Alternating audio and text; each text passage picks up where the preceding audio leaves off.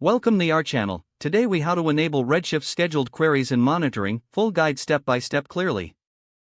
To enable Redshift scheduled queries, first, log into your AWS Management Console. Navigate to the Amazon Redshift console. Select the cluster you want to work with. In the left pane, find and click on Scheduled Queries.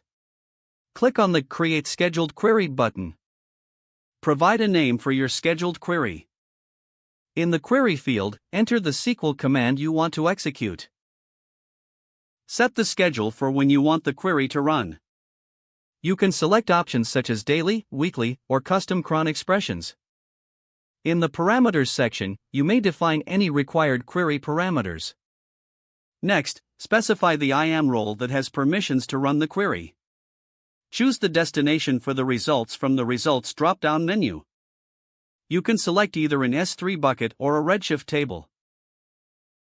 If you choose S3, enter the bucket path where the results will be stored. Review the details of your scheduled query. Make sure everything is accurate and correctly set up. Click on the Create button to save your scheduled query. To monitor the scheduled queries, return to the Scheduled Queries section. Here, you'll find a list of all your scheduled queries.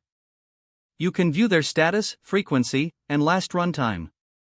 To check specific logs, go to the AWS CloudWatch console. In CloudWatch, select Logs from the left sidebar. Locate the log group that corresponds to your Redshift cluster. You can view detailed logs for each execution of your scheduled queries. For further insights, consider setting up CloudWatch metrics. This will allow you to receive alerts based on query performance. Regularly review the performance of your scheduled queries. Adjust your queries or schedules based on your monitoring findings. By following these steps, you can effectively enable and monitor scheduled queries in Amazon Redshift. Don't forget to like this video and subscribe to our channel for more step-by-step tech guides.